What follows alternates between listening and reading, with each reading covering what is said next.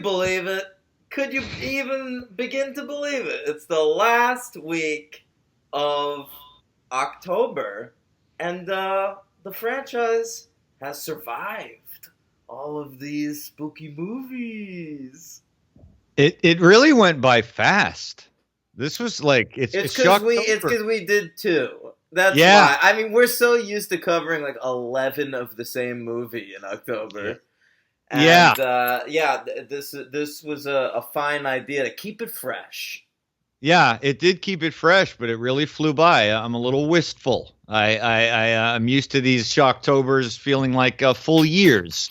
Well, we can come right back to horror anytime you want, buddy. There's so many great ones to get into. It's true, and our listeners seem to really dig when we do horror, so it is no issue. In fact, I saw recently that Netflix added the original Texas Chainsaw Massacre to their streaming list. How about that? And Dr. Sleep getting good advanced reviews. Oh, is it? Yeah. Okay. Yeah, I've seen a preview. That's it. Okay, Henry. So we're closing out Poltergeist this week. Those ghosts are rumbling around again. You know, they're haunting electronics all day long. They're real big into electronics. They love it. It's like they're the opposite of the Amish. Yeah. What did these poltergeists do before the days of electricity? Before Thomas Edison, I don't think they even bothered. They didn't have a conduit, so they just waited, and then they were ready to go. Alexander Graham Bell made that first phone call, and all the ghosts rejoiced. Yeah, they were just. That's why they're so angry, because they've been waiting. They've been waiting for 100,000 years. Yeah, they've just been wandering around mirrors, waiting for someone to develop a speak and spell. It is episode 177. No big deal. Oh, yeah. I got to tell you, this guy's been on it lately. I don't know what's going on. Thank you. This is the franchise, and I am your on it host. The D-Train, Daniel Scarenberg, the train to hell, baby. And over here, the H-Bomb. I am Henry Papal Hallows Eve. That's right. And it's great to have everybody here for a wrapping up of our Spooktober stuff. Yeah, that's right. We're wrapping it up. We're wrapping it up like a mummy in bandages. Wow. Yeah. We're taking a final bite out of it like Dracula. Yep. Putting some bolts in it like Frankenstein's neck. That's right. The first bite, of course, was George Hamilton. And the last bite is by us. That's right. There you go. All right. So, P-Geist. Let's talk about it. We're starting this week with... First of all, I want to say thank you to Jason Anthony Harris for what I thought was a great episode last week. Oh, I agree. He was great. It was really fun. If you want to hear us talk about those first two Poltergeist movies, check out that one. But today we're talking about Poltergeist III and that remake from a few years ago that nobody remembers. Right. Poltergeist 3, which I had seen inexplicably in my teenage years, brought back memories of this movie. I think it was one of those late night movies that when I was not interested in horror films, didn't like horror films, it would come on and I'd watch it. So I remember this movie. I have no memory of this movie except that I remember the cover. This was one of those things. I remember the cover in Blockbuster or an independent video store scaring me. There's something about a spooky skyscraper that scares me. Oh, yeah. I'm with you. Absolutely. A lot can happen in there. A lot can happen. They're so big. What's going on all those floors? There's that giant skyscraper. They actually used it in Exorcist 2. The 666 one. Right. It's just this huge fucking skyscraper with the number 666 giant right up there in the middle of the building. And it's like, what is going on in there? Yeah, you're right. I feel like there are 10 to 12 devil's advocate scenarios going on in that building. Absolutely. This was not the only story happening in that building. Maybe There are a not even million the stories in the naked city, Henry. Not all and of them there's have a moral. and there's 50 stories of sheer terror. If What's that from? Isn't that Die Hard or something like that? Yeah, It's that's right. close to That is that. Yeah, that. No, but yeah. this is 100 stories. This Poltergeist 3 building. It's very tall. I did have thoughts during it, like they live in a pretty nice place up there, but the time it would take to get up to that floor every day, it's like a And 20 what are minute you talking commute. about, though? You never have to leave the building. True, he That's worked my there. argument to you. Shot. They Yeah, live there in apartments. Both parents, Tom Skerritt and Nancy Allen, work in the building. Nancy Allen has her own art gallery in the building. There's a yeah, supermarket on the 44th floor, which is the same floor that there's a pool. yeah. And there's also an entire mall that everybody likes to refer to as the Galleria. Galleria. Yeah, you're right. If you really didn't want to leave the building and you were like kind of a hermit or an agoraphobic, it would fit you perfectly. It As would long suit. as you don't want to like go see a Broadway play, like Yeah, you're good. that's If you true. don't have a lust for travel, just Yeah. stay in that building forever. Right. And you're in Chicago, so you're already kind of in a happening place. It's not like you're in the middle of nowhere. So I'd be happy in that building, honestly. I'd like that building. Is Wrigley Field in the building? It could fit, Yeah, I would think. I mean, we never saw it, but if you told me that, I'd believe you. It's on the roof. Just put it on the roof. Yeah. Yeah, I dig it. I dig it. Yeah. Oh, Yeah. that's like that tennis video game. I used to have this video game, Virtua Tennis, for PlayStation 2. And if you like made it to the final level of the game, like if you played in tournament mode, it was this big tennis court on top of a skyscraper. Wow. Ooh. Fucking I like awesome. that. I like that. I like that touch. That's right, baby. All right, Poltergeist 3. It comes to us a mere 2 years from Poltergeist 2, The Other Side. Yeah. Nobody's back. All right, remember Poltergeist 2, they got the writers that worked with Spielberg on the original back, but even they were like, we're good on this Yeah. one. Yep. We have a new director, and he's also co-writing this baby, Gary Sherman. Gary Sherman. Gary Sherman. Now, I don't know really know how he got this job. He was sort of a horror guy at the time. He had just done Wanted, Dead or Alive with, I believe, Rutger Hauer. Oh, okay. And Yeah. that kind of did okay. And so I think that might be how he got this job. But he didn't really go on to much. He now works in the world of reality TV. Is that what he does now? Yeah. Okay. Yeah, he does not have a very impressive filmography. I mean, there's like 5 things on there. It's not a great CV. We didn't talk that much about the director of Poltergeist 2, but he had at least done like a shit ton of music videos. That's how he got that gig. Yeah. I Want to Know What Love Is, I think. It says that Gary Sherman did do the 97 Poltergeist The Legacy. That was a television series, though. He just did one episode of that. Just one? Yeah. Oh, all right. Yeah. Oh, boy. Yeah, so he co-wrote this with his frequent co-writer, Brian Taggart. Brian Taggart. Who died a couple months ago. Oh, jeez. How about that? The My Lord. Poltergeist curse strikes again. Kills a man at 81.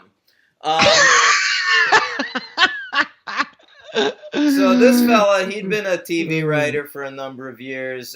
He worked heavily on the V miniseries in the 80s. Yes. But he also co-wrote Wanted, Dead or Alive, and went on to do Omen 4. That's what he's known for. Ooh. Yeah.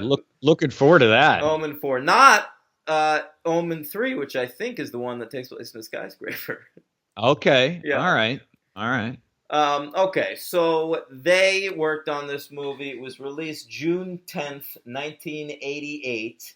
A budget of $9.5 million, and it made $14.1 million. Ouch. Not great, Henry. A bit of a flop. I'd say that's a flop for sure. I mean, that's barely getting your budget back. Yeah. No. Came in at number 68 at the box office. One off of a high five. I would have thought I would have thought that would have been lower. I mean, 14 million? That's really fucking low. Yeah, it was I would think it'd be like, 1988. I It guess. made slightly less than School Days and slightly more, and this is surprising, than Stand and Deliver. Wasn't that like a hit? I always thought Yeah, so. I remember being shown that movie in grade school. That's a I Lou guess Diamond Phillips vehicle? Yeah, I guess they were worried about, Latino gang influence in my school, even though I had never met a person of Latin descent Mm. until I moved to New York City. But maybe they Yeah. didn't want you to get involved in gangs in general. There were white people gangs in my school. Oh, yeah. They didn't mess with the ethnic gangs because they'd get murdered. It's a lot like prison. Yeah, it was a lot like prison, I guess. Yeah, yeah. You got your white gangs. You got Stand and Deliver. That was a big deal, but I guess not at the box office. Yeah. Apparently not. I'll tell you what, Poltergeist 3 was nominated for 2 Golden Raspberries. I think I was aware of that. So without further Or ado, just one. Sorry. oh, there we go. It's the raspberries, no razzmatazz. All we're lacking is a little pizzazz, 'cause it's the golden raspberries. It's the worst of the worst, not the best of the best. It's pizzazz gone raz. Okay, Zelda Rubinstein. God, the Raspberries hated her. She was also nominated for Poltergeist 2. She was nominated again for Worst Supporting Actress, but she lost to Christy McNichol for Two Moon Junction. Do you even know what that is? I feel like, I mean, that's such a bizarre title for a movie, but I feel like I've heard of it, but I don't know what it entails. It's not a sequel to Two Lane Blacktop. Paper Moon. It's a 1988 erotic thriller film, so I would be loving this. I'm in. Looks like Sherilyn Fenn is the lead. It Oh is my the God. theatrical film debut of one Mila Jovovich. Wow. I feel like watching this right now. Sherilyn Fenn. Oh, anytime I hear that name, I just think like late night softcore porn. Well, that looks to be what this film is. Oh, is somebody being arrested outside your building? You can hear that, huh? That's cool. All right. I don't know what's going on out there, but BK, baby. sounds like a fire. Yeah, sure. Two Moon Junction looks like the tagline here. Into her perfect world comes a perfect stranger. And suddenly, nothing is perfect anymore. Ooh, that's tantalizing and unoriginal. And wow. then it says Two Moon Junction, and then the tagline underneath there's a second tagline. It says, "What's love got to do with it?" That is great. Produced by Laura Mar Pictures, who I'm pretty sure produced the Ninja Turtles cartoon. Oh, nice. If Nice. I'm not Very, mistaken.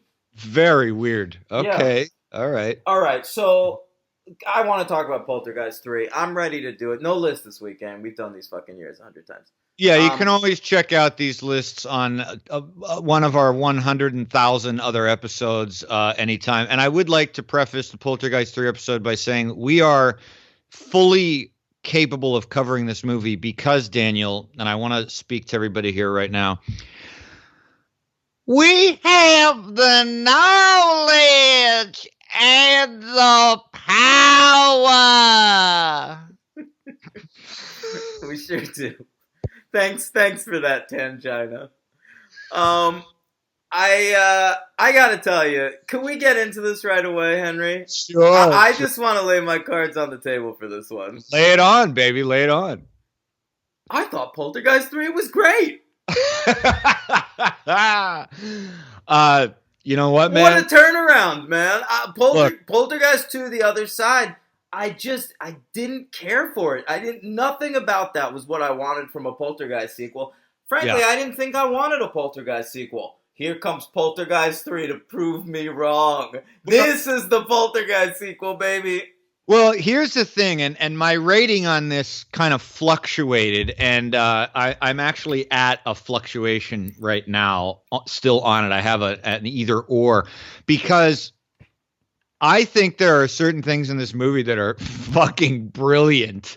But boy, some of the acting is real bad. But I have no idea who you're referring to. Honestly, I loved all of the acting. But I really remembered, and it'd been a long time since I saw it, but I remembered, I think, why I was so taken with it. And I think a lot of it has to do with this concept of the high-rise building and these mirrors, and it's quite creative. I mean, it is not a masterpiece, but it takes. Is it not?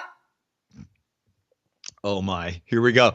But it is such an improvement to me, at least in terms of, like you just said, actually, you said it better, of what you would want in a Poltergeist sequel. I'm so relieved to hear you say this, Henry. I thought I might have to come in and defend this picture. Nah, I don't feel. No. This movie is quite entertaining.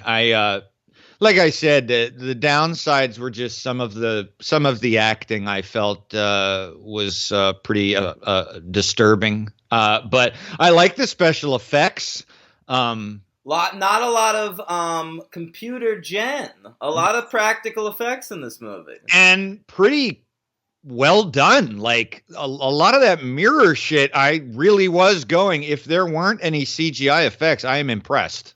I wrote something like creative mirror effects or something, which is like about as earnest as my notes on these movies get. Oh, sure. Pretty effective use of mirrors. That's what I wrote. Yeah. I mean, it these movies that take place in high-rise buildings, they could go either way. They could be really, really bad. But I think this one does a good job. I mean, I did think I was correct. If you recall last week when I told you I remembered the name Carol Ann being said numerous occasions. Yeah, it's. I think I read 124 occurrences of the name Carol Ann. Yeah, something like that. It is insane. But I was so invested in the movie that I wasn't. It never got to the point where it annoyed me. I was just more aware of it than anything. I just thought it was funny. It didn't annoy me either. It's so ridiculous. And actually, there were some sections of the movie that I actually had wished, believe it or not, were more fleshed out, because I think in other movies, I would have thought them as throwaway sequences. For instance, really quick, the swimming pool sequence. I want more of those teens hanging out at that pool. It was really cool concept of the video and then them being in the pool. And I kind of was like, oh, all right, I like this. Where's this going? And they don't make enough of it, actually. I think he was worried. This is a rare movie, Henry. It's like 90 minutes long. I think they could have popped another 20 on there. Flesh it out a little bit. I'll tell you who's fleshed out, though. Oh. Carol Ann. I thought you were going to say Lara Flynn Boyle, because she actually looks like a human weight in this movie. I want to say that Carol Ann, she turned into quite a little porker. Oh. She had some really bad health problems, so that was hard to deal with, I got to say. Like, you read her fate, I'm sure, right? She died before the movie came out. But left behind a larger corpse than I had originally thought. Jesus Christ. Jesus Christ, Gamby. Yeah, but she died of like a terrible digestive. Is that what she died? I don't know this. It's like this awful. They thought she had Crohn's disease, so that's like this horrific. Right, but that's not what she had. Right, but because she had some idiotic 19th century doctor who couldn't diagnose this bowel problem. So I imagine that she was like probably bloated and had these awful. Oh, it's just horrific for a little kid. So she looks quite. Not so little. Oh my God, looks quite plump. Yes. Yeah. And scary when they put that makeup on her and she's like it made me sad because like they're trying to make her look like an elderly like little girl, and I'm the whole time I was just thinking, oh, she'll never reach that age. It was fucked up, man. Like really fucked up. You're watching it and you're like, this kid is just this is it. 3 Poltergeist movies, and I mean her life was not to be morbid, But but this. she leaves behind the great legacy of Poltergeist 3. What a great film. Oh, all right. I have a feeling our star ratings are going to differ a little bit, but who's your all right? So you want to get into the plot at all, or just talk? Of course I do. Listen, it starts. Carol Ann is now living in a skyscraper in Chicago with her aunt and uncle and I guess cousin. And the uncle is Tom Skerritt with just a caterpillar, a fuzzy caterpillar in the middle of his face. Can I just say, does Tom Skerritt not only have a great mustache, but does he not have one of the most envious heads of hair you've ever seen? He's so great, man. He reminded me of like a Bruce Greenwood. In this Yeah, yeah, he's better. He's better, man. I love that. Yeah. And I mean, but look, this is one of the reasons the movie works, I think, so well in hindsight too. I didn't remember you get Tom Skerritt, you get Nancy Allen, and Lara Flynn Boyle. What a family. All killer, no filler in that family. Yeah. Like, I didn't remember that. I vaguely remembered Skerritt, but when Nancy Allen showed up and then Lara Flynn Boyle, I was like, whoa. It was good stuff. I was in love with Lara Flynn Boyle in this movie. I wanted nothing to do with the parents after Lara Flynn Boyle showed up. I was like, show me these teens. And that's kind of what the movie becomes. This is like a little bit of like the slasher formula in a Poltergeist movie. Well, it's like a bunch of teens running around getting killed. And I think that I might have been weirdly hankering for more of that. I try to throw my own name in there in those things. I was yenning for more of that. And I didn't get it, which may have just been the franchise of our show just kind of has impugned this in my brain where I'm wanting to see a slasher film, and I thought I might get one with all these teens, and it pulled away. But I feel like we got enough of one. I felt like this was a satisfying slasher movie. Yeah. And every time we were cutting away to like Tom Skerritt and shit. It's true. I was fine with it. It's true. You're not cutting. Look, you get some modern art bullshit. You get. Oh my god. Her art gallery.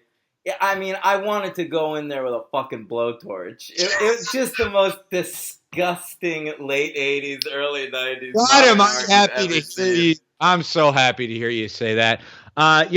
You and I don't discuss visual art too much, but I don't know. You say late 80s. That shit is just around all the time, my friend. I guess you're right. I mean, it looked like something the fucking parents from Beetlejuice would have bought. Yes, we get a little racism on there, which was fun. That was some fun. The artist is named, I believe, Takamitsu, and he bows every time he says. They serve sushi at the art opening. I love this. Sushi back in the 80s. Was always portrayed as it's like, this is what the classy, the bourgeois eat. Like, dude. Now you can get sushi fucking anywhere. You get it at like your supermarket, like pre-made. You get it at bodegas, man.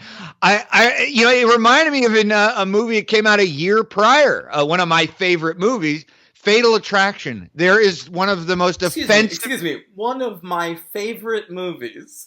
Yeah. That's the quote on Fatal Attraction. One of my favorite movies. Thank you very much. I appreciate Just wanted to check in with that. Just wanted to reinforcement of the true story I told. One of the most amazing sequences in that movie features a party where people are dressed in kimonos, walking around handing sushi out, and all the white people are looking at each other going, Konnichiwa! That's great. It's really good. We love to reinforce the otherness of Asians back then. Had a rough time in the 80s in American cinema. Anyway. At least there was no gong when he bowed. Are you entirely sure? I'm pretty sure. I feel like I would have written it down. Maybe Reverend Kane was like wanting to do it, but like some of his spirits might have been Asian and they were like, you know what, Rev, let's Yeah, Let's not. Kane's back. Kane's back, the cult leader from the first movie. Of course, the actor died, so it's a new actor, but I think doing a very credible performance. It felt Completely exactly agree. like the performance in the second one to me. I completely agree. And actually, the way they do the makeup and the mirror effects, I think he's a little more frightening, to be honest. So, Yeah, the mirror effects help. So Carol Ann is there to. She's been enrolled in Xavier School for Gifted Youngsters in Chicago. She's being raised as an X-Man, yeah. which I predicted last week because she looks like Ileana. And Yeah. Yeah. so they've sent her away. The parents from the original movie, Craig T. We don't see them in this, but they've apparently sent her away. She's living with Scarlett Nancy Allen and Laura Flynn Boyle in this skyscraper. She's going to school here. They're studying her, and she's got her own room in this fancy apartment. We first meet her with a window washer. Very creepily peering into her bedroom, and we're supposed to think it's like a cute thing. Like they fucking wave at each other. That was really fucking weird. I mean, I guess that's the point, but it was weird even if it Not though. wasn't. It's supposed to be this like really safe moment. I think like Harmless. in that moment, it's supposed to be like Carol Ann's living her best life, getting perved on by a window washer. Because then when she stares out she looks out the window again to catch his eye because she can't get enough of this guy, and he turns into Kane. Right. And Yeah, you're like, oh, something's going on there. Yeah. Right. And so she's at the school for weirdos, as they call it. Mm-hmm. She's got a great relationship with her uncle, not so great with her aunt. I want to talk about both of those relationships very quickly because both dynamics both confounded and excited me. First of all, I want to talk about Tom Skerritt. There is undeniable sexual tension between Tom Skerritt and Carol Ann. He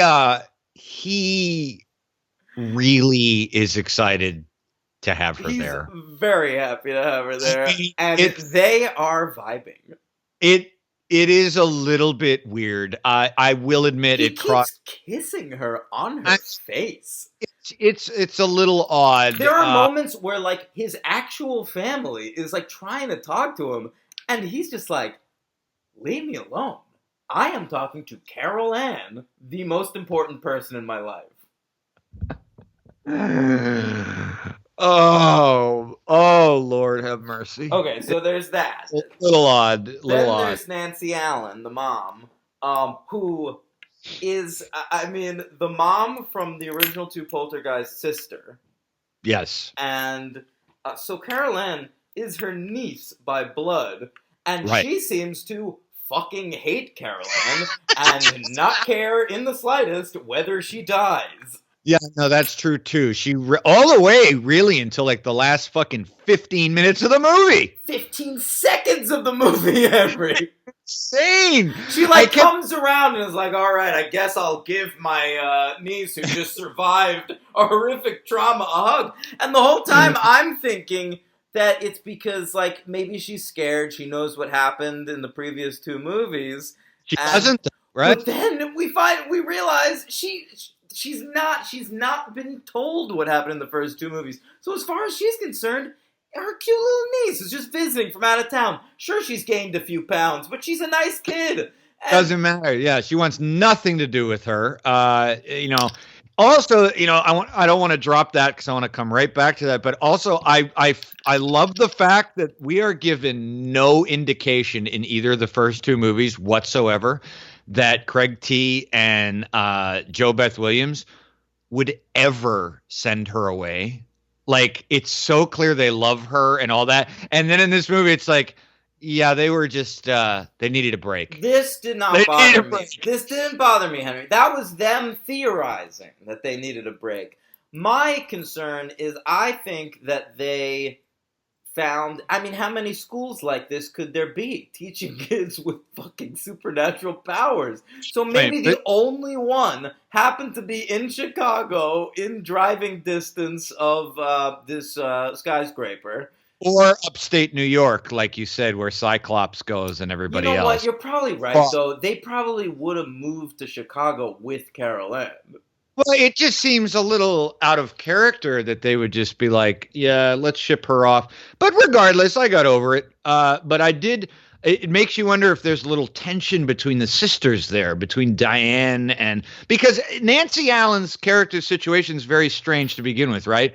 Clearly, what I gleaned is Tom Skerritt has a daughter from a previous marriage, Lara Flynn Boyle, Right. because Aunt Pat or Trish or whatever she likes to be called by whichever person is addressing her refers to herself as the evil stepmother.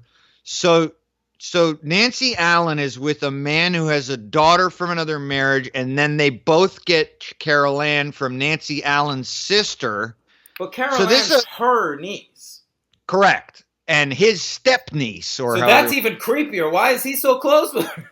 well, he doesn't have any familial relation, I guess. He's got a daughter. No, but he has no familial relation by blood to Carol Ann, correct? Oh, so you're saying he might be grooming her for some time down the line. Following your lead. Yeah, so it's a very strange little family. We've gone from sort of the nuclear unit of the first two films to like this kind of late 80s type of archetype of the divorced and the remarried and the step this and step that. A truly modern family. There you go. There you go. Yeah, very odd. Great stuff. So the movie happens pretty quick, over just like a couple days, I assume. We get everyone's sort of regular schedule at first, and weird stuff is going on. You know, the elevator's being a little weird. A crack has formed in the glass. Yes. We also see Carol Ann at her school. Oh, by the way, also Tom Skerritt runs this building. He's the manager of the building. Yeah. So he probably lives there for free. He's able to get his wife an art gallery, her own gallery, not her own exhibit. Could you imagine that if you like own a skyscraper, like some rich guy, and the dude you hire out to be the manager of the building comes to you and is like, hey, by the way, can my wife open an art gallery? Well, he seems to be the owner, superintendent, manager, and almost the guy who fixes the leaks. So he's a jack of all trades. He's delegating. I remember at one point he was like, check elevator 18. There's a stutter. Yeah. And I was like, that's a great term for an elevator, a stutter. A stutter. They almost. I remember having the thought when he said that. That's good writing. There's a little bit of a stutter. I was stopped in the elevator with 4 people. It was a freight elevator with some weird sounds of ghouls, but there are just ghouls. Everywhere you go, there's just like a.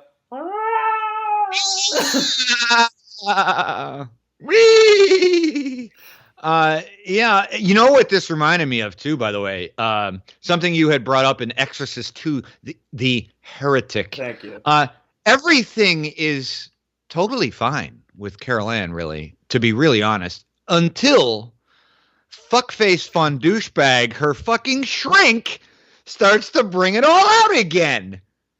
Played by the greatest name actor, Richard Fire.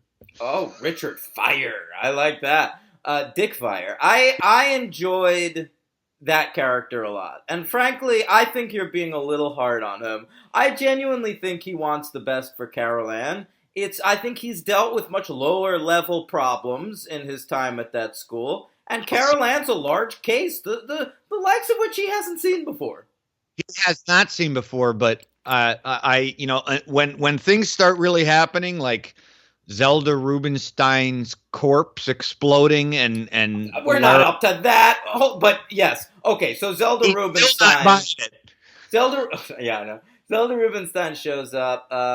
We keep like checking in with her. She's like around a lot in this movie, just like rubbing her necklace. By the way, how much did you not want the scene to cut away when she's having tea with her girlfriends and just sit and watch what happens at that table? Absolutely. I was like, whoa, don't cut away from that sequence, because she's like, y'all just have your tea. I gotta go. I was like, I don't want to go. I want to see who she's socializing with. What do they talk Yeah, about? what's her life like? Yeah. It seems like she's enjoying a nice brunch like tea in LA. Yeah. I want to. Don't go to Chicago, Tangina. You're a slave to your work. But I have to. Carol Ann is in trouble. Enough with this Carol Ann. You've been trying to help her for years at this point. Just enjoy your tea. Just sit with us. I got to tell you about my new divorce. Yeah. My new Yeah. divorce. How many divorces has this woman had? Well, they're in Hollywood, so. All right, so so eventually Tangina dies, and Lara Flynn Boyle crawls out of her corpse, and that is the best moment in the movie. It's pretty good. It's pretty good stuff. It rules. It's a really good effect. Like you just see like hands clawing at Tangina's face. Like you're seeing Zelda Rubinstein's face getting ripped apart from the inside. It is awesome. It probably hurt for her to film that sequence. I would imagine that'd be painful for that special effect, especially since there's no CGI. One of my favorite effects, and I remembered this from when I was a kid, I remembered the parking garage. By the way, big fan of parking garage horror sequences. Always a fan. When that puddle materializes and they just get sucked into that puddle, that's really cool. Oh, yeah, that's right. That's Lara Flynn Boyle. Right, so what happens is one night, it's Nancy Allen's gallery opening. And so Scarrett and Nancy Allen got to go down there and walk around and talk to fucking idiots. And then Lara Flynn Boyle is left to babysit Carol Ann, which she's like not psyched about, even though she and Carol Ann have like a pretty good relationship. I like the one part where Carol Ann overheard Lara Flynn Boyle on the phone saying like, awful. I gotta like fucking babysit my dumb maybe niece. I got a brat sit. Yeah, that's right. I got a brat sit my yeah, she's like, she's not even really a relative. But Carol Ann, to her infinite credit, like walked in and was like, yo, I know you're just like being cool with your friends or whatever. Like, we're all right. She has matured decades. What a great kid. I mean, everyone in the world hates her. Her schoolmates, her aunt, her possible step sister-in-law, and she just thrives. She's just so used to people fucking with her. Because she's Robert's doing back at home. He's probably ruling the roost. Yeah, I would imagine so. Get that fucking freak out of the house. He's the king now. Yeah. Oh boy. So Lara Flynn Boyle, Carol Ann's like, go out with your friends. Like, I can hang out. It's fine. Like, I'm cool to be by myself. So Lara Flynn Boyle's like, great. I'm going to go out with my friends. I'm going to go out with this very attractive boy that I'm dating with some not embarrassing hair at all. And we're going to have a great time. And so the teens are like, what do we do? I mean, we only live in a 100-floor building with literally anything to do that you could think of. But what do we do? And so Lara Flynn Boyle apparently like has keys. She has keys to everything. She's like, I mean, we can see what's open in the mall, which leads me to believe that this mall's open 24 hours a day. Well, and at one point, one of the girls, I believe, says, let's just go to the Galleria and hang out. And she's like, Mom's going to see me if we go there. Because the art gallery's in the Galleria.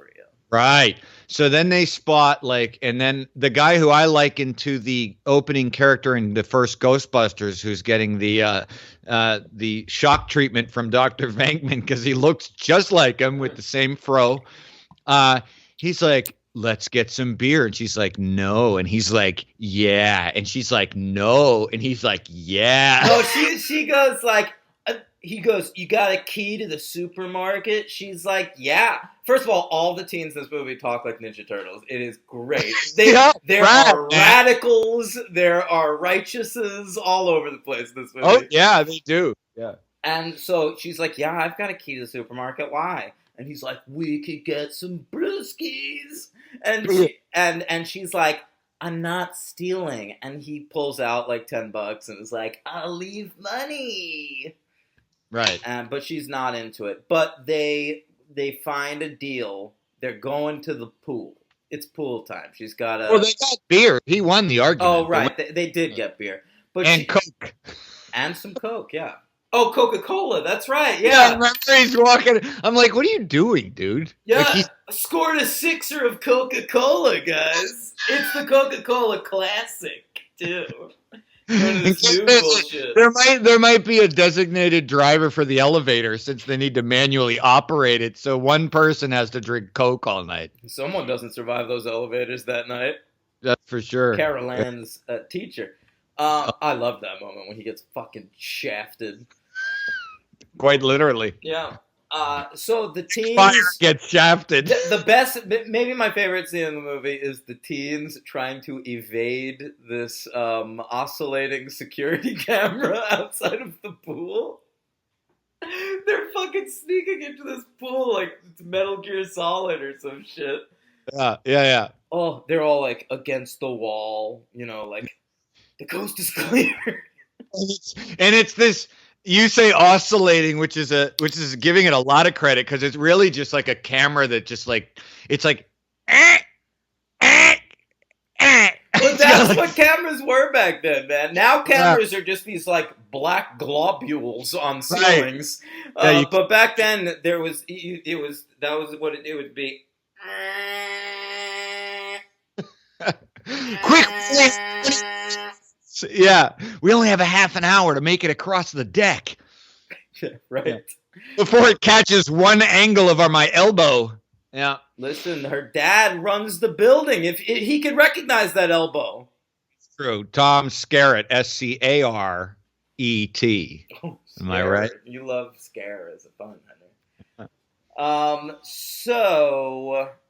Yeah, they get stuck in that. It's one of those things. It's this night. I didn't realize this would be the final night of the movie because it starts like halfway through the movie. Yeah. But it seems to be this is the night. Creepy shit's gonna happen, and that's the movie. Laura Flynn Boyle gets sucked into the mirror world.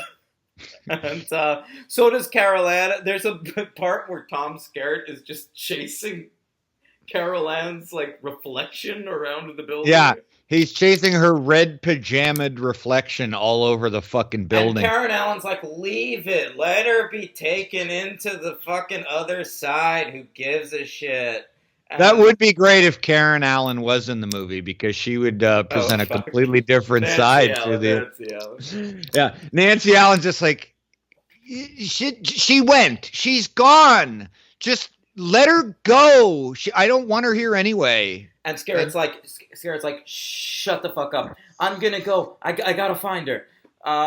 Just like chases this little girl's fucking image around the building. Well, so Lara Flynn Boyle and her boyfriend, I believe his name's Brad, right? I think it's Brad. Let's call him Brad. I don't remember, but he's a male character from an 80s movie, so it's a pretty safe bet. Say Brad, they both come out of the ice pool, or he comes out of an ice covered pool, and then it seems to be that it's another one of those things where only he can say, which is a throughput, wrong word, but like a thread throughout the thread throughout the movies where people through line. That's probably what you were looking for there. It was. I couldn't find it. That the characters see things that other characters don't. So there's these hallucinations of like injuries and or optical illusions. So like Skerritt sees Brad pop out of the ice pack there, and then the pool it turns right back into a regular pool. Dick Fire is unconvinced, even after he has seen with his own eyes. He has seen the puddle in the garage. He thinks that she is this potential cult leader who can hypnotize people to believe what she wants them to believe, and so like.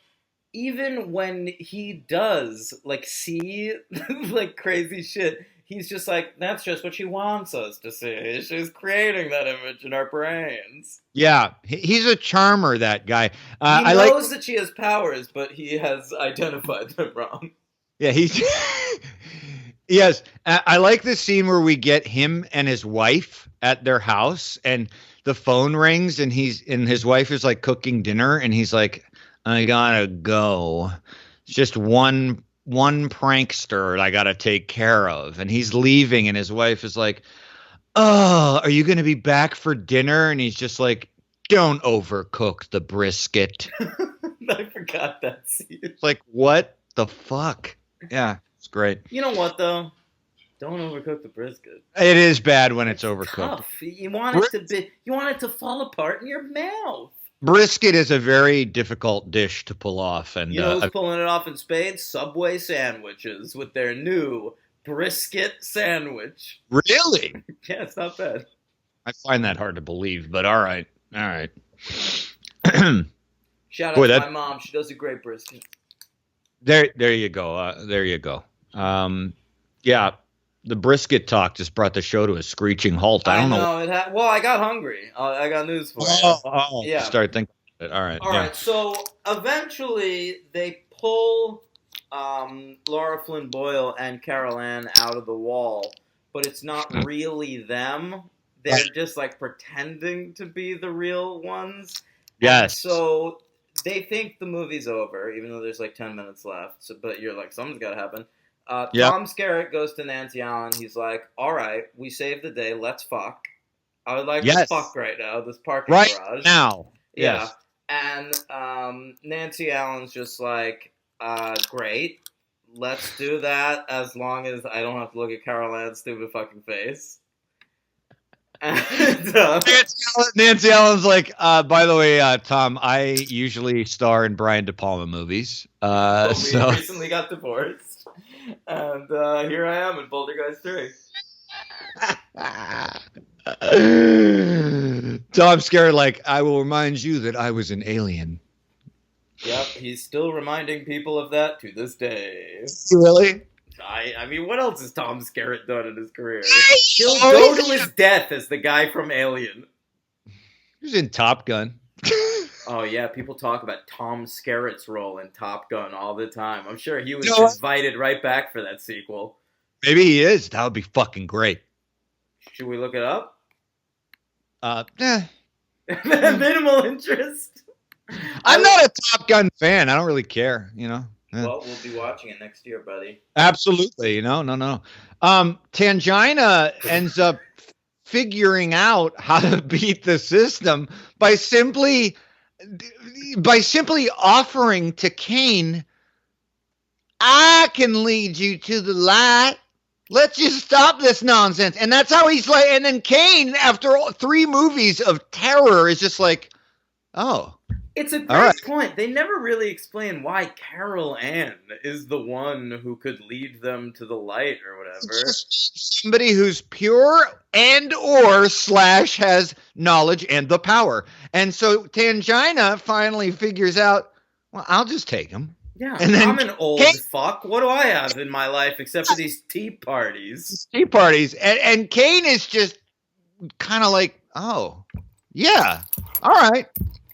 I feel like Tangina, I've like created a life with her in my head. I feel like maybe she's off living somewhere in like a secret love affair with Taylor, the Native American from the last movie. Oh, that's entirely possible. Yeah. Did you sense in Poltergeist 2 some sexual tension between? No, I didn't, but I just felt like they'd get each other. Well, they do, and he gave her that necklace, obviously. I would assume he was the because she's the same necklace that's in this movie. I don't know, but she says when Dick Fire asks what it is that some sort of hocus pocus voodoo necklace, and she goes, "It was given to me by a man who crossed the spiritual plane." Which is such bullshit. It's some turquoise necklace. It looks like you could buy it at like Anthropology or like I don't know, Aunt Taylor Loft or some shit, or like a fucking vendor on the street. That's kind of like a lot of those New York street vendors sell shit like that. So yeah. Sure, yeah. All right, That's so kind of that's kind of it, man. They save Carol Ann. It ends in a family hug, and then we cut outside, and there's a scary, spooky bolt of lightning hitting the skyscraper, and you hear Kane cackling. So maybe he's still around. around, or maybe he has no other type of laugh, and he's actually found peace, and that's Oh, like that's just how he laughs. it's like happy. That's like his total happy laugh, like I'm finally home. Yeah, maybe Tangina just told a joke. Maybe She's funny. Tangina and Reverend Kane have the sexual tension at the end. That's a great point. Maybe he'll start a new cult in the afterlife. Oh. Yeah. That's Polter 3. What do you give it? All right. Well, you kind of have me vacillated upwards. I was thinking 2.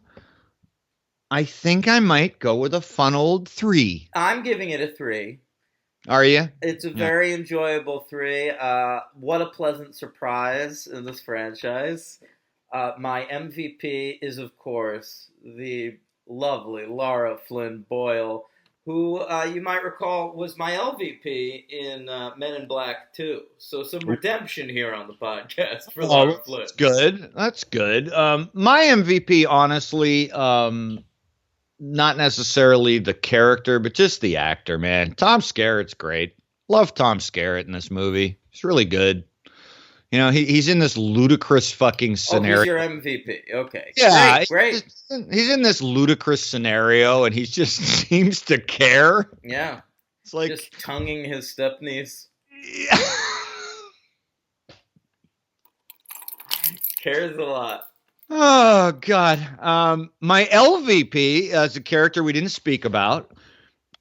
That is Brad's little sister. As they call her, the Mouth. Could not disagree more. Loved this kid. With the big glasses. Yeah.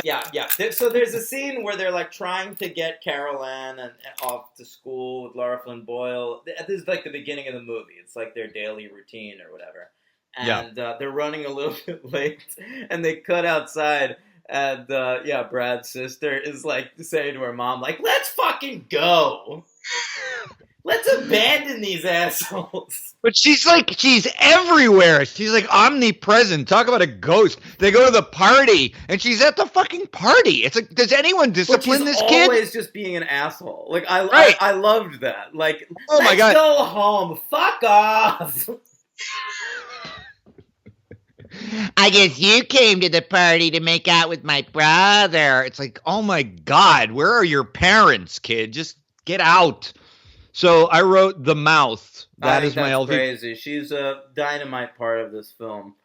My LVP, and I gotta say, it hurts me to do this. I felt Nancy Allen not giving her all in this one. Well, probably not. I understand you're in Poltergeist 3, but it stood out because I did feel like everybody else was giving their all. That's how I felt about Tom Skerritt. You think Nancy's kind of just like, she's going through the motions a little bit. Yeah, she's like got the script supervisor over there. She's like, look, I did not learn my lines for this fucking movie, so just throw me a ball in every scene, okay? Gary Glispin won't be paying attention or whatever. She's got her lines written on shitty African faux art. She's got them on the mirrors. She's got the special effects guy. She's like, can you just make my lines reflect in a non-reflecting mirror so only I can see that I'm reading them off a mirror? Yeah. Guy's like, I got you, Nancy. Guy's like, sure, I did it for Brando. I did it 10 years ago for Brando.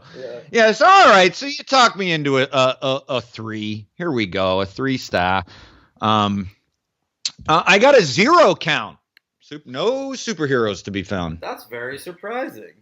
I was surprised too. I thought for sure Nancy or Tom. Lara Flynn Boyle doesn't count for Men in Black 2?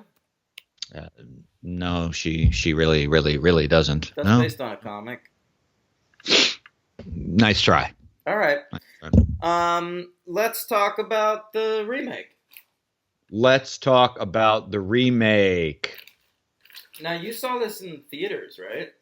I did see this in theaters. I was curious. I recall the trailer being enticing. I was always up for a good or bad horror movie in the theaters. This is my pre-streaming days also. So I like Rosemary DeWitt. I like Sam Rockwell, and I knew that Sam Raimi was producing it. So I was intrigued by it.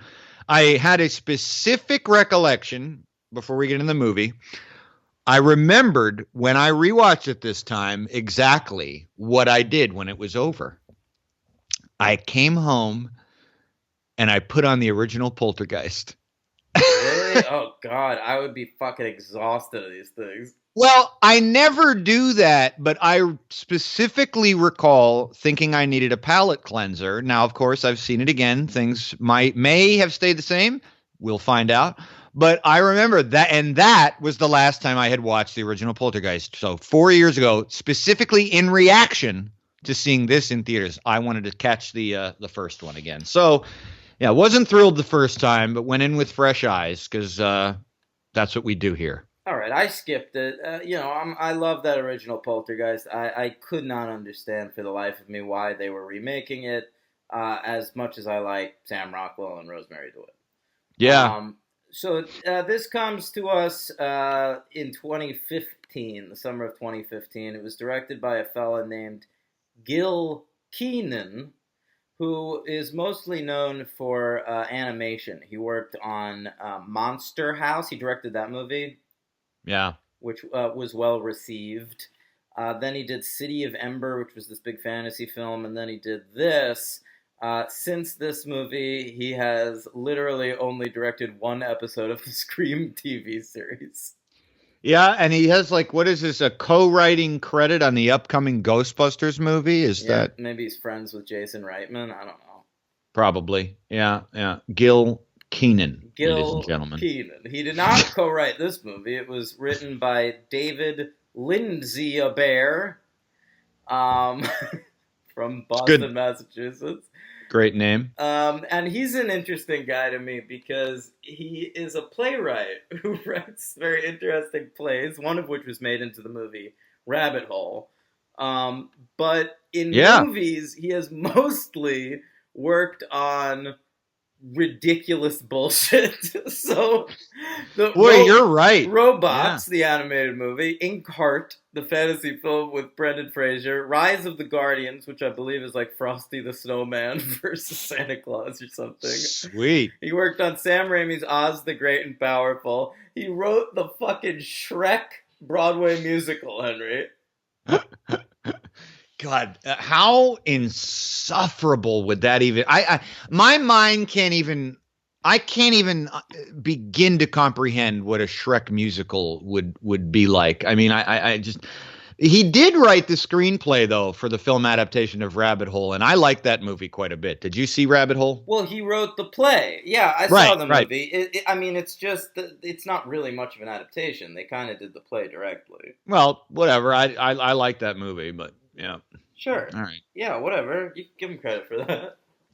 One cred. He gets one cred. But Shrek the musical, I'm sure. I would love to see it. If we when we cover Shrek, if we could try to get a view of Shrek the musical. I don't know. Is that available anywhere? Did they ever put it out on DVD? Oh my God! I hope not. Mm-hmm. It'd be one of those static. I've got many layers like an onion. I'm guessing. What are some of the songs? Nobody knows what an ogre goes through, 'cause an ogre goes through it all, donkey. I'm a donkey, and I fart. Meet my friend, Gingerbread Man. I don't know. Mom, I gotta go to the bathroom. These tickets were $650, Timmy. Hold it. I know somebody who got in a fight with somebody at Elf the Musical. Because, he paid so much money for the tickets and, they were talking and shit.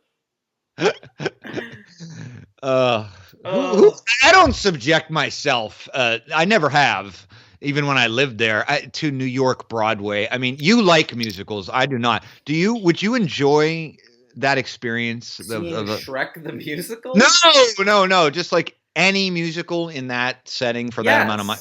Yes, You would? I Yeah. have. Yeah. Every so often, there's something that intrigues me. You know, I went to go see Book of Mormon when that was on. I mean, Oh, it's you still on did? Broadway. Yeah, sure. I mean, if somebody that I'm a fan of is going to do a Broadway play, I mean, sometimes it's ridiculous. I looked into getting tickets to Springsteen on Broadway, and the tickets were just like astronomical. Right. But I went to the Oh Hello show when John Mulaney and Nick Kroll were doing that on Broadway. Well, I'm And not talking about just any Broadway. I'm talking about like one of those big, like the Spider-Man thing, like one of those huge well, I had fucking. no interest in that, but theoretically, I would, sure. I can't think of a more unpleasant. I feel like if there was a purgatory, I'd be I'm sunburned. kind of I'd be. interested in Dear Evan Hansen. I sort of want to see that. Like, if I could get into like Hamilton for free, I would go watch it. You would? Sure. Oh, no way. Fuck the money. Oh my God. I'd be scalping the shit out of that free ticket. All right. So this movie comes out May 22nd, 2015. A budget of $35 million. Too high. Box office of $95.4 million. Sort of. Money? Yeah, look, it's not a disaster by any means, but I mean, certainly not a big number.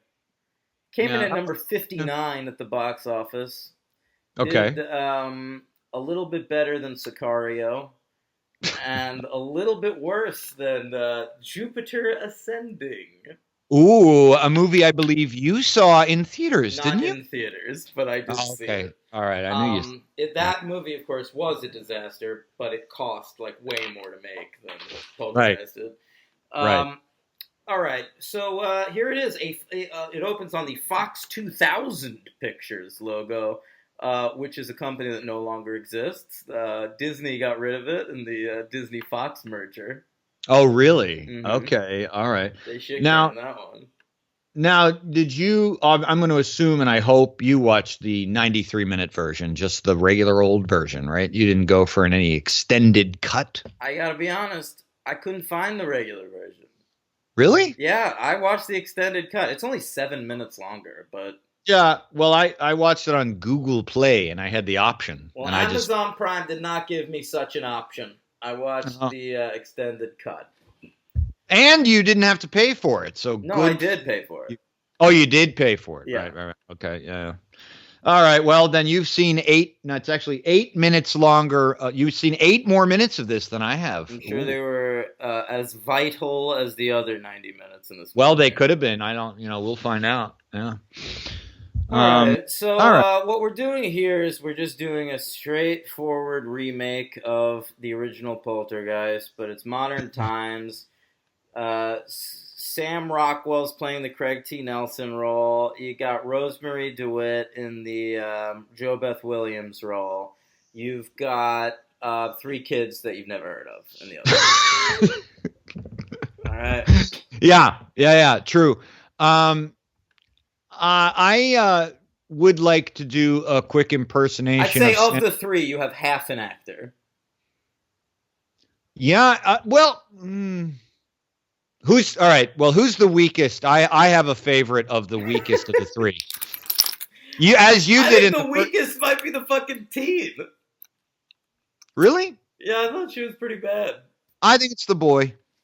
Yeah, the boy's bad too, but they're all kind of bad. Yeah, but Maddie, the little girl, she does what she can. She's all right. She disappears for half the movie. Probably that's why I didn't mind. Doesn't wear out her goddamn welcome. I would like to do my impersonation of Sam Rockwell's performance in this movie. Okay, go ahead. Okay. Yeah, I mean, I don't know. We got a ghost in here or something, but then.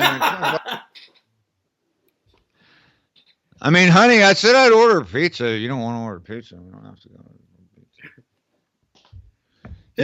There's one scene where Sam Rockwell is just like buying supplies and his credit card gets declined twice, it means nothing to the movie. No, nothing. It's already been established that they're having money problems and they're downsizing. They're moving into this house because Sam Rockwell lost his job. But like, it's this weird scene where the whole scene is just Sam Rockwell like, well, it's tough out there. Try this one. I like that sound. That's a good one. Oh, seems to be going through. You need me to sign that? All right, I'll sign it. 1 second. Do you have a money back option? Yep. I'll take $10. Yeah. Hey, what's going on out there? It's nice day out. Hey, let's head in my rearview mirror. Am I gonna go shopping? I'll just go shopping. He just. I don't know what he's doing. I like Sam Rockwell, but it's a paycheck. I know that, but my God, he's just like... He did make me laugh, Henry. The one legitimate laugh I got in this movie was... Tell me. I thought a very good line reading by Sam Rockwell when they are first looking at the house that they're going to buy, and there's the realtor is showing them around, and he says that he had worked for this company. And she's like, that's a great company. Wow, I love their stuff. Like, what a great job you have. And he admits, like, well, actually, they fired me, like, last week. And then, like, from the next room, Rosemary DeWitt is like, hey, come here, you gotta see this. And Sam Rockwell goes, I'd love to, honey, but I'm in a very awkward exchange with our realtor right now. Yeah. That made me laugh. Yeah. No, I get it.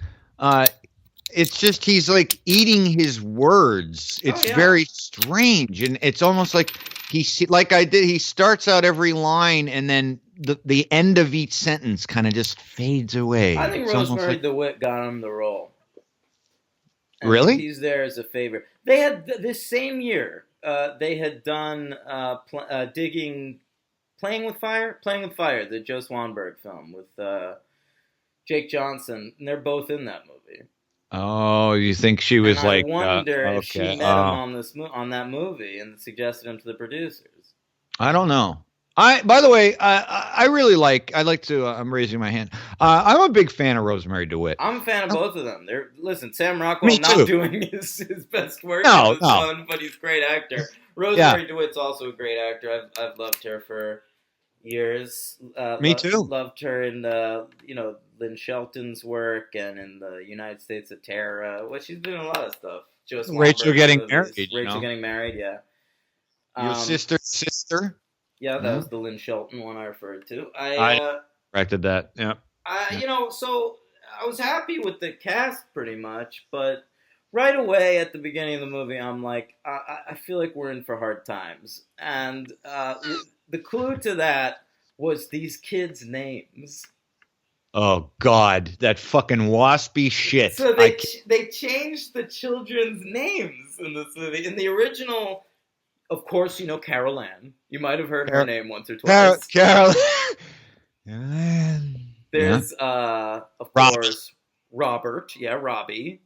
Robbie. Do you remember the sister? Fuck. What is the sister's name? I don't remember. Shit. Let's call her Lisa. Let's call her Dominique Dunn. Yeah. That's the actress's name? Yeah, Dominique Dunn. Okay, so in this movie, they've changed it. The older sister's name is Kendra. Come on. Kendra, you should... come on, the only Kendras should be porn stars or vampire slayers. All right. Of course, the youngest daughter... Oh, by the way, the Dominique Dunn in Poltergeist plays Dana. Yeah, sure. Boom. Okay. The youngest daughter is Madison. Of course. Okay. Yep. All right. So she's a high-class babysitter who's blowing the dad. Right. Yeah. Right. And of course, and the son, Griffin. That is such an irritating name. It's just it's just. What about Griffin Dunn? Yeah, he can do it, man. He's old enough that name predates when fucking yuppies started to name their kids Griffin. Griffin Dunn's like fucking almost 70 years old. Yeah, fine. he is old. He's looking rough on This Is Us. Played a Vietnam vet. He had a long night in 1985 where he had trouble getting back to his office. What are you talking about? But then he became such a great director. What did he do? Oh, Practical Magic. Practical Magic by Griffin Dunn, and also the great Addicted to Love. Ooh. Griffin. See Meg Ryan being a creep for 2 hours. Okay. Yeah. So Kendra Madison and Griffin are the kids. The movie basically develops exactly the way the original movie does. It is a frustratingly uncreative movie.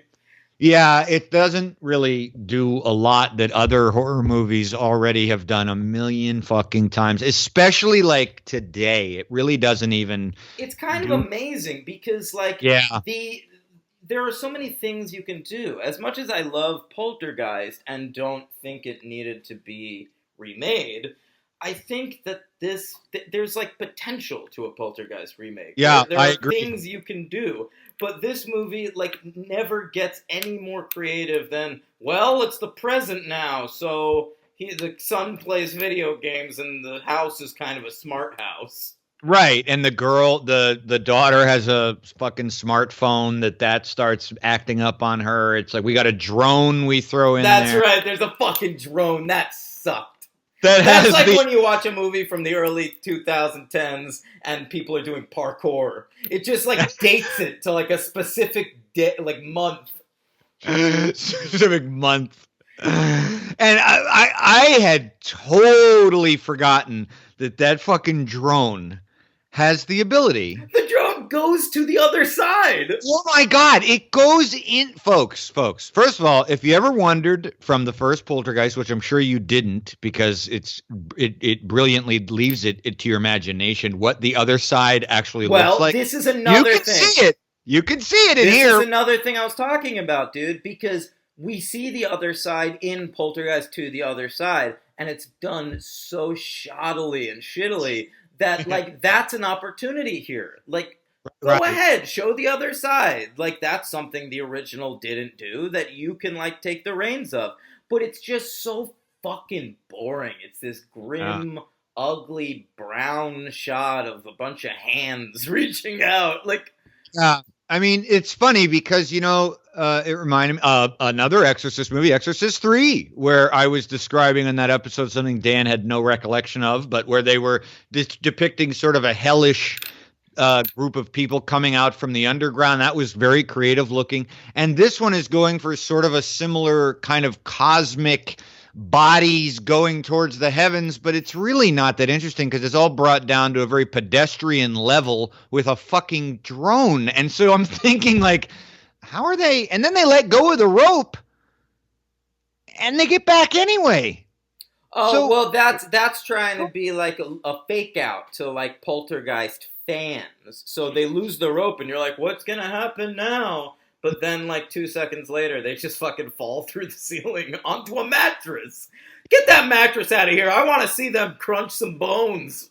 I thought that was hilarious when you see a quick shot of them all picking up a mattress and it's this bizarre foreshadowing where you're like, what are they doing with that mattress? And it's oh, that's in case they fall out of the ceiling and bruise their elbow from the other side. It's that's what we're worried about, getting our daughter back. We're let's get a mattress under there so cushions the blow. What if it was a Tempur-Pedic mattress, bro? And then when they fall out of the sky, the mattress swallows them. Or it leaves an impression on the mattress, so if they ever want to go to bed again, they can sleep in the exact position they were in when they landed from the otherworld. And we get to see Jared Harris, Lane Price is in the movie. Lane Price from the Mad Men. Madman. The Lane Price, of course, great proof that if you are a Met fan, you will eventually kill yourself. A Met fan in Mad Men? You don't remember he's excited about the Mets around the time he dies. Wait, I don't find a Met tenant in his office after he dies. Fucking shit. I don't remember that in the character. That's funny. Wow. Yeah. Well, accurate. Very accurate. Very yeah. accurate. He plays sort of like a ghost hunter kind of. He's the host of a show where he's hunting for ghosts. Which brings us the great line, hashtag this house is clean. Yeah. Yeah. Wow. Yeah. You know, I gotta say, seeing this movie again, it wasn't the abomination to me that I thought it was. Did you think this was an abomination? There's there's just not enough there to be like offensive. It's right. It's just like you're watching I feel like after the movie ended, I was like, good effort. Like, yeah. What do you want me to say about this? That's how I felt this time. That's what was funny. That's how I felt this time. The last time, I think it was maybe going into the theater and seeing it in 2015, where I was just kind of like, oh, this is a kind of a neat idea to remake this thing. And I had a little bit of high expectations. And I just really thought it was fucking garbage. But it's really not that it's garbage. It's totally fine. It's just very underwhelming. I felt how you felt a little bit watching the original Poltergeist, which is that you got more intrigued once like that night happened where like a bunch of crazy like the tree ate them and whatever. For me, that's when this movie started getting more watchable to me, because I really found like this family dynamic, with Sam Rockwell giving kind of a laconic performance and none of these three kids being worthwhile actors. Like I just it was so boring to me for like the first like 45 minutes or something. Yes. I'm just like sitting there watching this fucking family that I don't give a shit about. And then like weird shit started happening and that was fun. And then they brought in the paranormal team, which was nice because we got to see some fun actors. Carol Ann's They're Coming and then They're Here like was stupid. But in that sequence, the hands pressing against the TV screen from inside the TV screen, I thought was like a legitimately good image. That was a good idea. Yeah. So let's talk about our paranormal team, Henry. We got Happiness's Jane Addams. Yes. She's the leader. Then the Tasty's friend from Orange is the New Black, who becomes the warden of the jail. And, of course, that brings us last, but certainly not least. Yeah. The great Cousin Greg. Cousin Greg. From Succession. Succession, a great show. I don't know if anyone who listens even watches Everyone's that, but they should. Now, man, that show's taken off. Cousin Greg, what a beautiful thing to find him in this film. I enjoyed every second of his screen time. Well, and especially for me, right? Because you knew this actor, I'm sure, before Succession. I don't think I really did. But he's just like a guy that popped up and stuff. Now anytime I go back and rewatch something that I might have seen him in, it's like, Cousin Greg, hello. Yeah. Nice to see you. Yeah. Why are you here, ever? I did not like that he was wearing a button-down shirt because I'm used to seeing him in a smart sweater ensemble. Obviously. Yeah. I recall at the time as well something that changed. I guess I remembered when I saw it that Jared Harris was a very poor substitution for... Harris is playing Tangina in this fucking movie. Oh, right. And I remembered him being quite a poor substitute for Tangina. But this time around, I didn't mind. I thought he was fine. I thought it was a weird move and not maybe necessary to have him be like Jane Addams' ex-husband.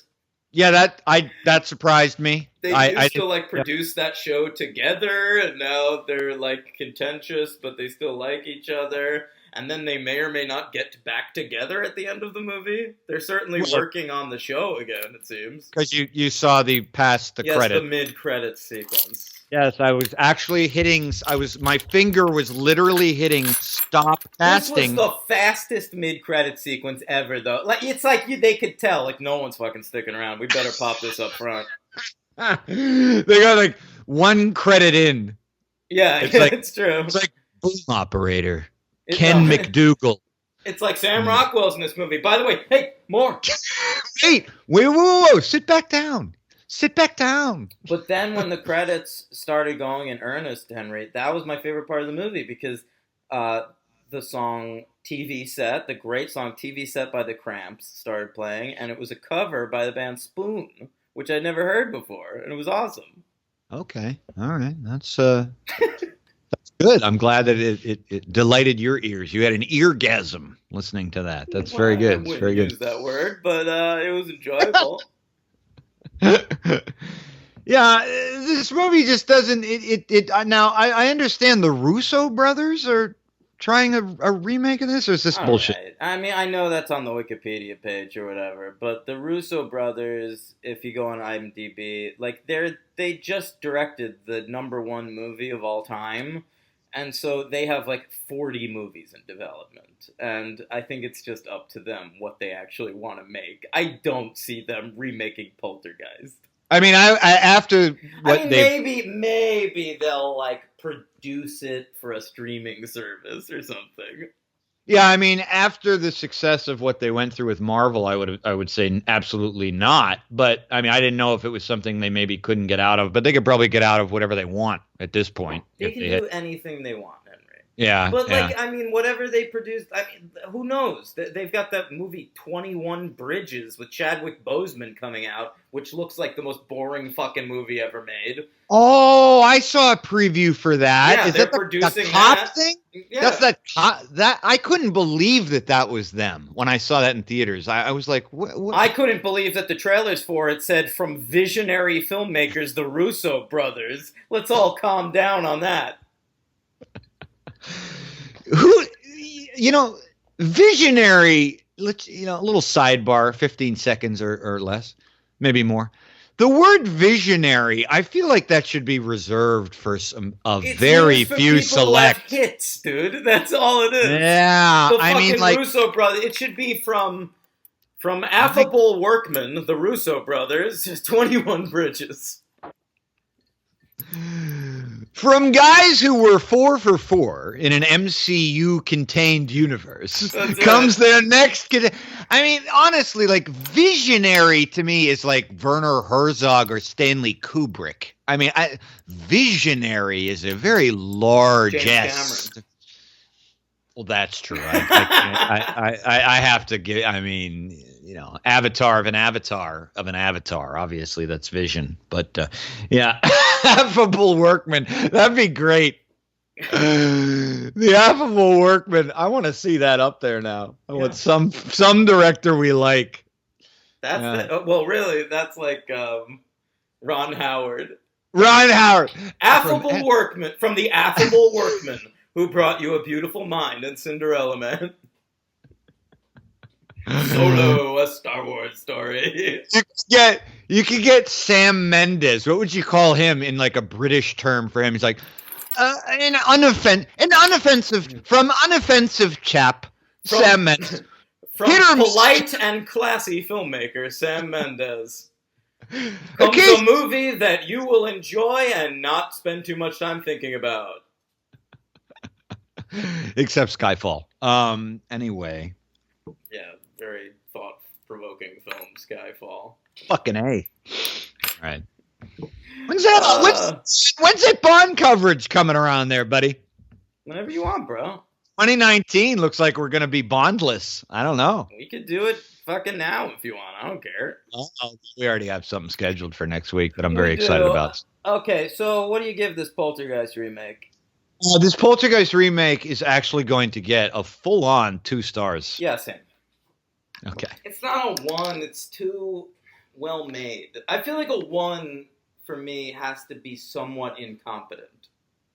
I agree, and this movie, this movie isn't incompetent. It's just boring. It's just kind of like double cheese on a pizza. I don't really need it there. Yeah, it's like when you're like teaching a class, like a high school class, and it's like they have to write an essay, and you put out, like, these are the things I want to see in the essay, and then you're reading the essay, and it's like, well, they've checked all the boxes. There's nothing more to it, but, like, I guess I have to give a good grade. Yeah, yeah. You little known fact, you were a teacher for a while, correct? I was, yeah. College, not high school, but yeah. Very cool. I know. Yeah. Henry, who's your MVP? Jared Harris. That's a I good like pick. seeing him. It's always nice to see him. He always brings some sort of humor to anything he shows up in. So I had a good time watching him. You know what? Jane Addams, Jared Harris, Rosemary DeWitt. I would accept any of them. But what I got the greatest pleasure from in this movie is the fact that Cousin Greg was in it. I get He it. didn't really do that much, but Oh. there he was. The most excited that I was watching this movie was the second he showed up, and I identified him as Cousin Greg. Because you were able to say, you were like, hey, past Greg, you're going to be a big hit in a few years on an awesome show called Succession, and you don't even know it. I know. I wanted to tell him. I wanted to go back to 2015 and tell him, like, keep plugging away. It's going to happen. Yeah, it will happen for you. Yeah. Who's your LVP? Sam Rockwell. Rockwell, that's silly to me. Come on. Sam Rockwell at his worst is still better than some of the people in this movie. I love him, but, he's just like, it's like around this hot house. I don't know. By the way, for someone who's laid off and has no money and is looking to scale down, I'll take that fucking house. Holy shit. I know. What the fuck, man? Yeah, they're in Louisiana. Is that where No. Illinois. They're in. Well, it looks like a goddamn beautiful neighborhood to me. I'll take that house. Yeah, it looks fine. I mean, of course, that they didn't move the bodies again. It's that same thing. There's that weird scene where they're like at a dinner party with like a bunch of people. Like they moved the bodies to a much nicer neighborhood. Oh, I'm sorry. I know you're living. No offense. Yeah, it was fucking ridiculous. LVP, I don't know. It's got to be the boy Griffin. He sucks, man. And not only the character Griffin, I'm not only the actor who sucks. The character sucks. Like, this kid who's just like afraid of everything. Like his arc in the movie is just like he's like a scared little bitch, and like he's just like the sister almost dies because he's such a little scaredy cat. It really is. It's very strange. Like there's 5 people in the family, and one is like a 6-year-old girl, and this. I mean, he is without question the one who's just, but I guess in the end, right, he comes through, right, because he's the one who jumps through. And right. It's the same scene as when JoBeth Williams goes through the portal, but it's the boy going through the portal in this one. Yeah, I don't know. This movie, he's in the movie too much. He's in the movie too much. He's the lead of the movie. I really think so. Since JoBeth Williams was the lead of Poltergeist, Craig T. Nelson was the lead of Poltergeist 2. The lead of this movie is this little boy Griffin, and I'm not into it. And this movie, it felt like a different time. I couldn't believe this was 2015. This is post Conjuring. This is post Blumhouse. This felt like something like Platinum Dunesy as fuck, man. I couldn't believe this didn't come from that era of like the Halloween remake and the Nightmare on Elm Street remake.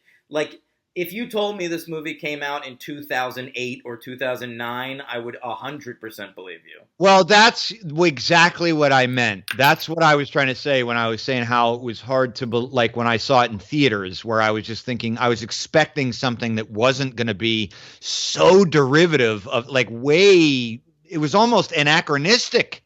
It was like, you should have been made, like, 8 years ago or something. Something like this movie is almost worse to me than like the shot for shot school of remaking, like, Watchmen by Zack Snyder or Psycho by Gus Van Sant. Like, well, all right.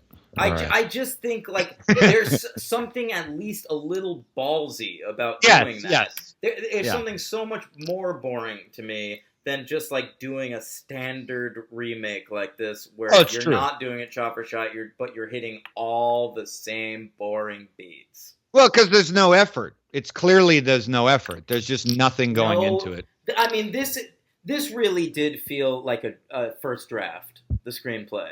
Yeah. Like they shot a first draft. There's nothing to it. They needed to do more work on this movie. Yeah. Speaking of Watchmen, great rec by Dan Folks last week. The new HBO Watchmen show. Great, right? Holy shit! Yeah, Glad fucking you liked great. It. Yeah, unbelievable show. Did you watch the second episode? Yes, I did.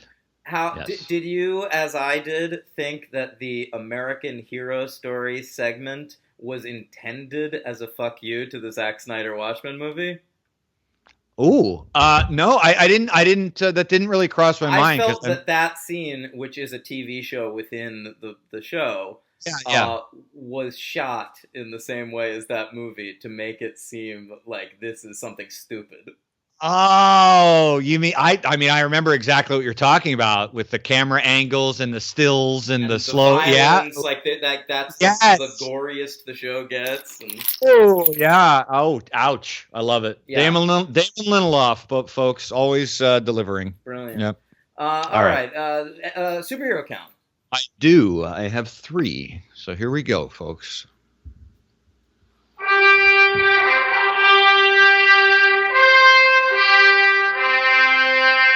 Kendra Madison and Griffin.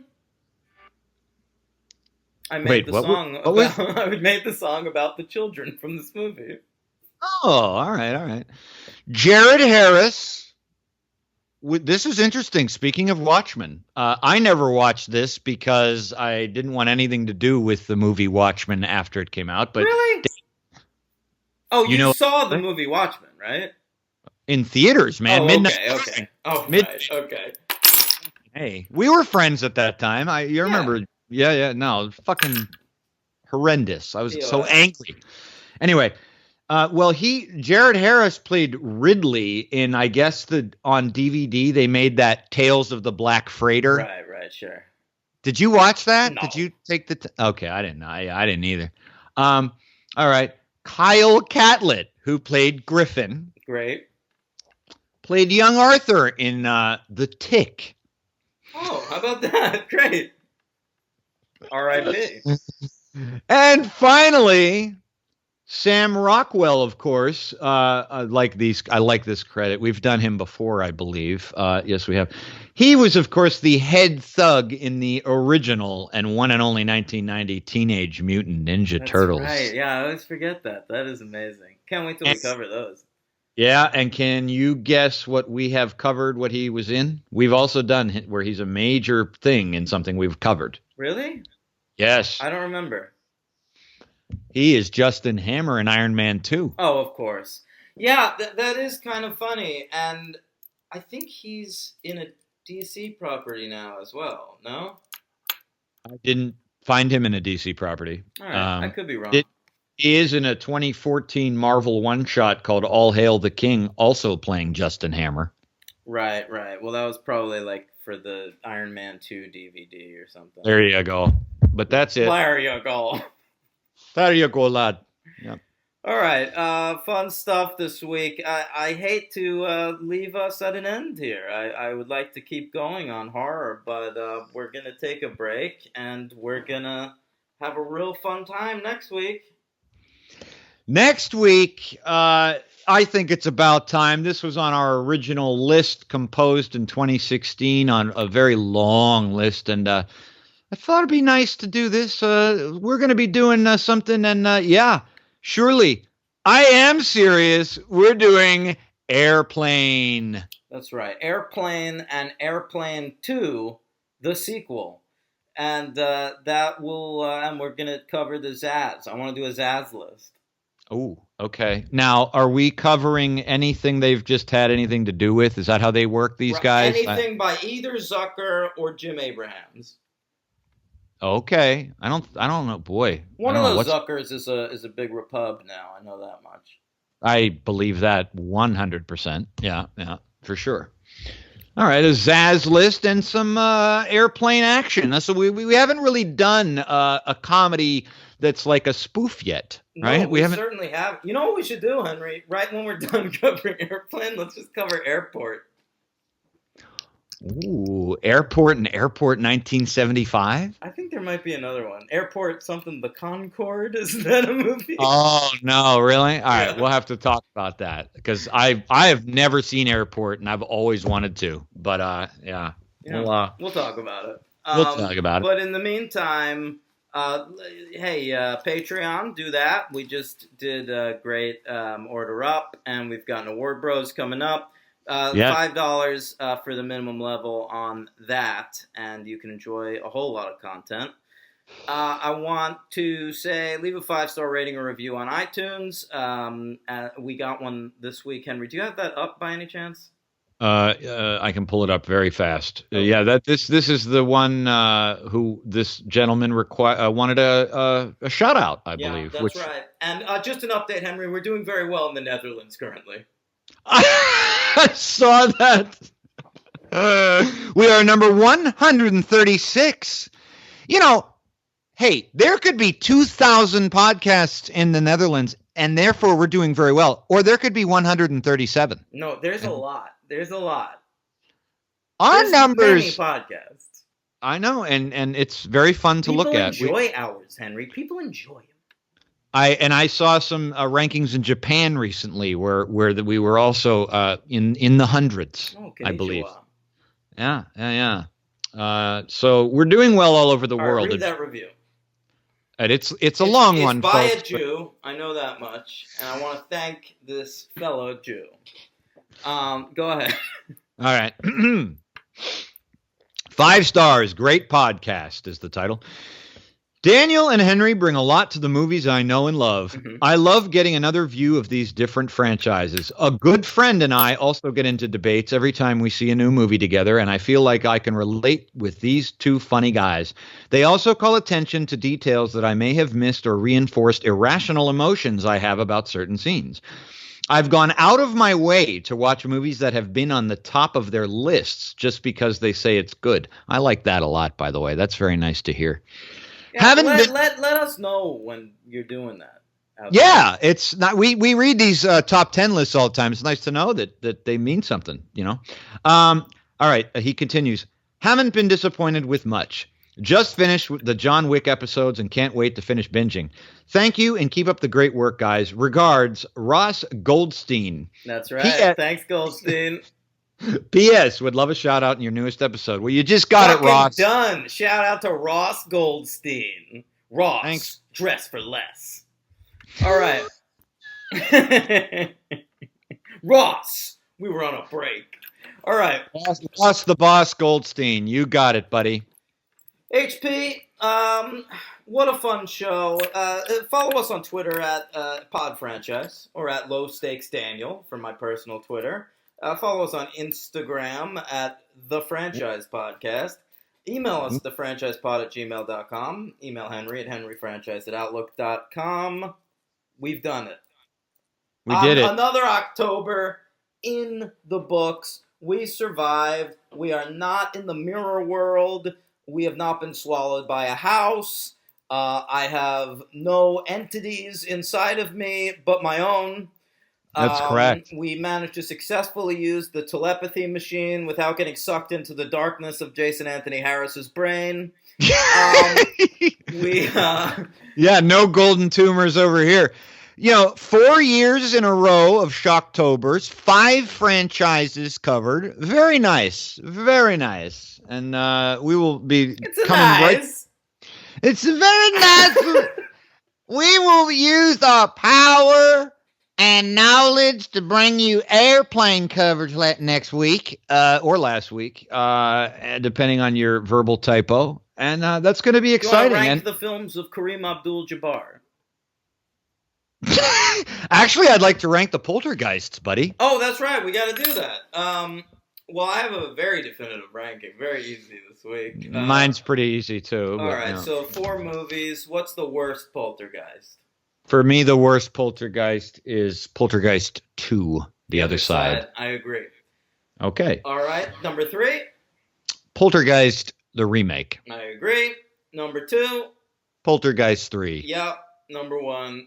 Poltergeist, Done, the original. done. Very easy Wow. ranking. I will only be watching Poltergeist and Poltergeist 3 again in my life, I believe. I will only be watching Poltergeist. I don't need to see 3 again. I need to see 3 again. He says with a lot of urgency. I need to see some of these teens. I need to see Fat Carol Ann. I need to see Creepy Scarrett. I need to see it all. Brad with the fro. Yeah. Yeah. You know, they kept talking in this movie about a mall. Like there's a mall in town. It might have closed, but then they find another mall, and Rockwell's thinking of going there to look for a job. And I was thinking, like, are they trying to do an homage to Part 3? All this mall talk. Yeah, but they never made it to the mall. Just talk. Yeah. Nothing more. We'll just fucking talk. Yep. All right. All right. Fun stuff. Airplane and Airplane 2, the sequel, next week.